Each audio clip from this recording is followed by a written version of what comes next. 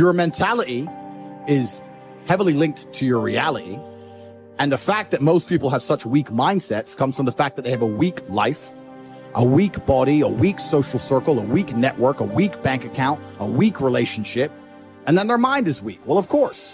Whereas if you had a group of soldiers around you, men who were dedicated, who would ride or die with you, if you were strong, if your woman would never leave you no matter what because she idolizes you, then your mentality would be strong. Your mind would be strong by extension.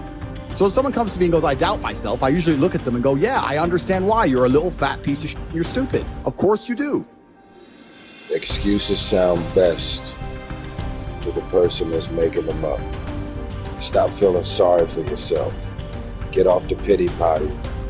Telling everybody your sad and sob stories, trying to get people to show up to your pity potties and your pity parades. If you ever see me in a Rolls Royce, a 6 or 7 star hotel, living my life to the fullest, don't get jealous of me, because I worked my ass off to get it. Nobody handed me nothing. Wake your ass up. Awaken the beast inside. It's game on. It's go season. It's time for you to take advantage of the access and the resources that you have in your country and your community. You got a problem with your life. You got a problem with your environment. Do something about it. If you want it, go get it. Every man understands you shouldn't be complaining about things you cannot change. You have to play the cards you're dealt. To be born a certain height and then to sit there and go, what do I do? I'll tell you what you do. You become the best version of yourself, just like everyone else does. Nothing about the height is in and of itself enough value for me to be a valuable man. As a man, you build your value.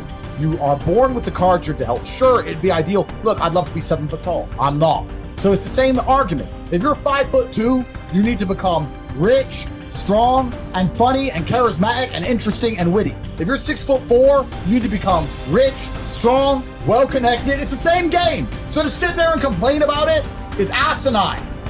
Excuses are for weak people. If you're going to make it happen, get your ass up and get to work. No more excuses. No more, I'll start tomorrow. No more, just this once. No more accepting the shortfalls of my own will. No more taking the easy road. No more waiting for the perfect moment. And no more indecision and no more lies. No more weakness. Now is the time for strength. And through strength and through will and through unwavering discipline, I will become who I want to be. If you don't execute, you're not just cheating yourself, dude. You're cheating your family. You're cheating your employees. You're cheating your team. Whatever you're a part of, it's bigger than you, man. Many of you have given control of your life to your feelings. You got to take back control right now. You must harden your fucking mind. You got to discipline yourself. When it's time to rise, you fucking rise. When it's time to work, you fucking work. You have to just work. At some point you have to bite the bullet and just work. Working harder is never gonna not help. No matter what scenario you're in, working harder is never gonna not help you. And it's amazing that I give different versions of the same answer for 99% of the questions I'm asked. Work harder. If you have a problem, whether you're broke, whether you're out of shape, whether your friend dies, whether your girl leaves you, whether you're depressed, whatever it is, working harder is almost always the answer. So you know what you need to do. You need to do it. And what's amazing, again, it's kind of like the antidote. If you take the antidote before the poison, then you never get sick in the first place. If you're always working as hard as possible, if you're always working your ass off and trying to be the best version of yourself every single day, then you never get sick in the first place. You're already working. You're already taking the antidote. So things can't attach to you. They can't get hold of you. Working hard is the antidote to everything. So why don't you just do it in advance? Why don't your life just become work like mine? Why don't you just dedicate yourself to a cause and get up and do what you're supposed to do every single day?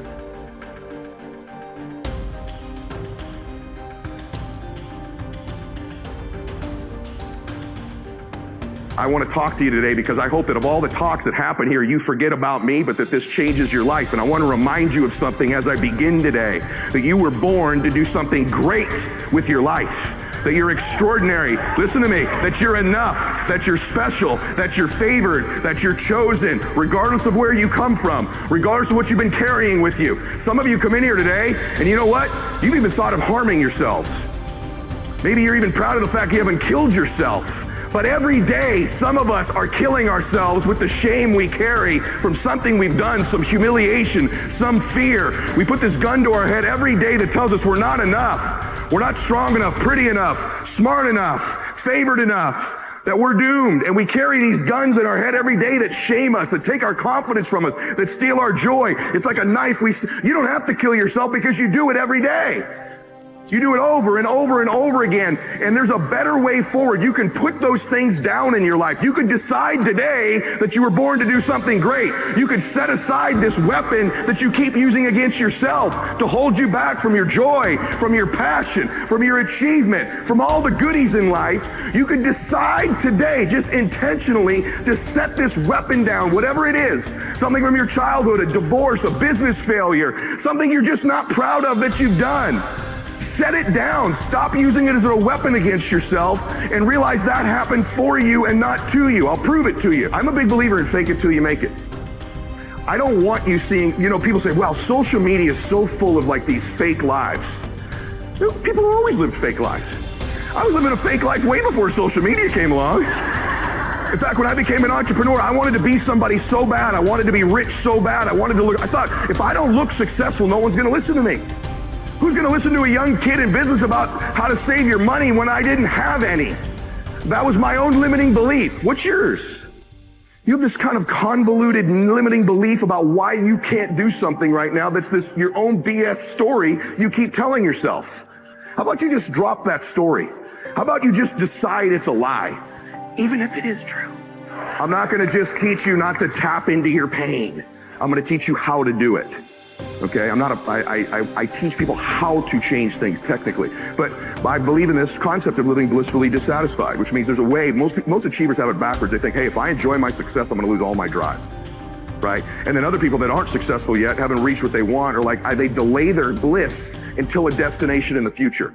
Once I get this relationship, once I make that money, once I get that car, once I have that home, then I'll let myself feel bliss.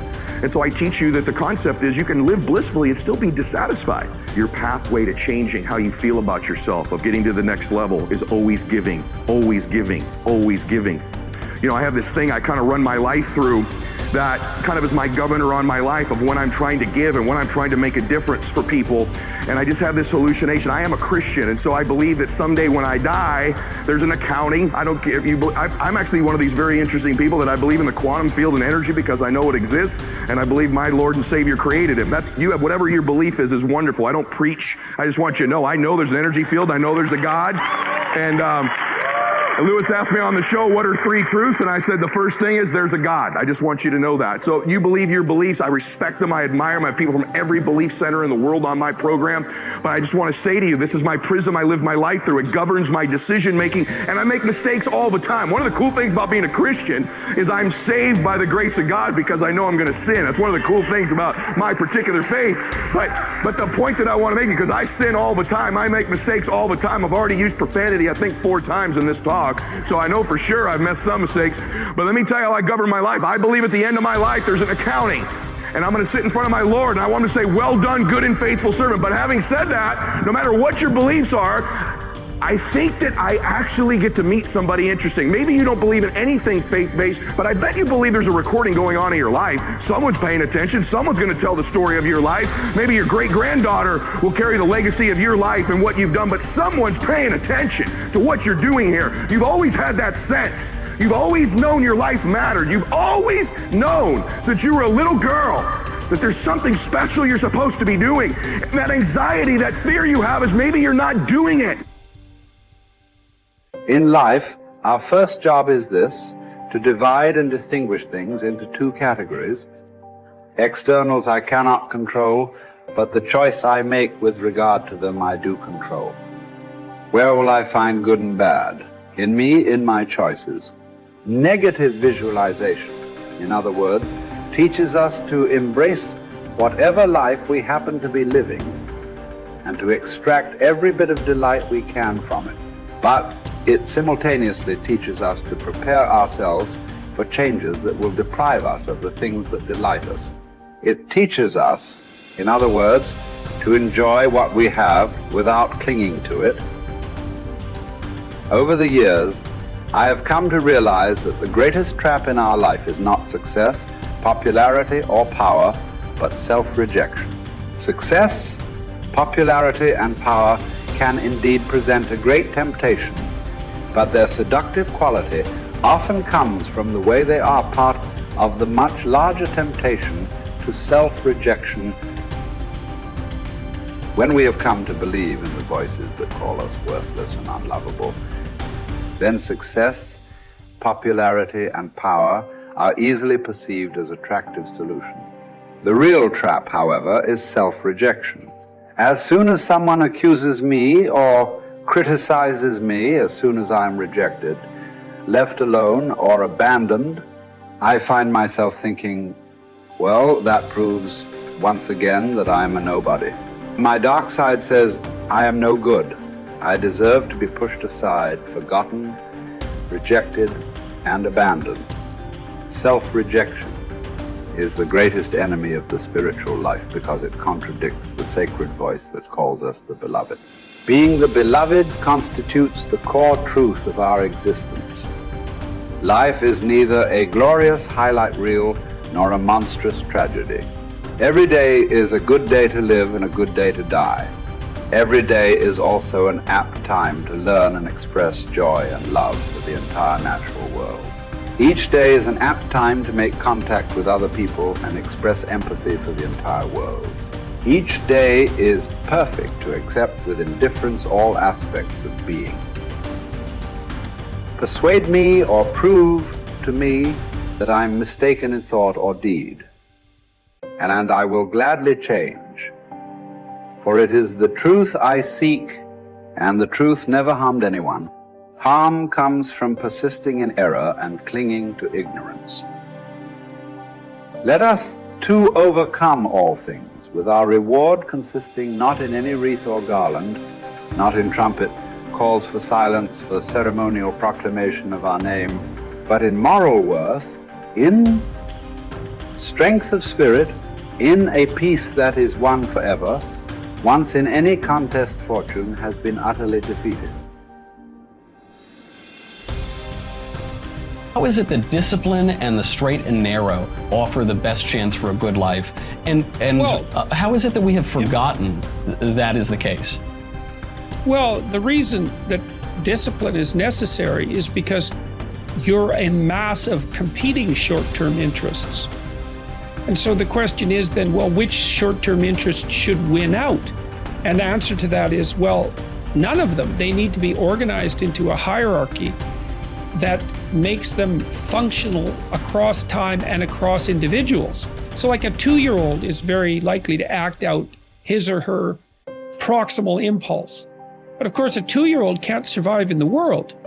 You have to bring your primary instincts, let's say, under the regulatory structure of a higher order value system that allows them to manifest themselves without undue mutual sacrifice across large spans of time in the presence of large numbers of other people.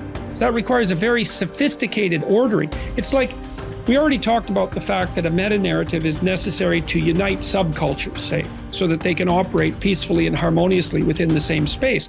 The same thing applies within you, because you're an internal coalition of warring single-minded tribes, and they have to all be brought under the organizational structure of long-term collective vision, let's say. Mm-hmm. And in order to do that, you have to be disciplined.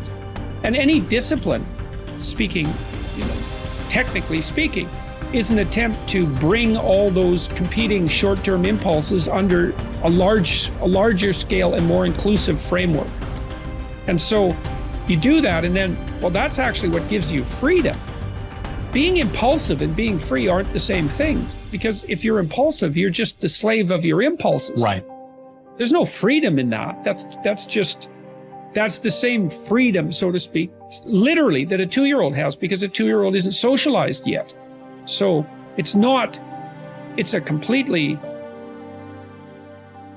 that doesn't function in the sophisticated world. It doesn't work. Right. Everyone knows it.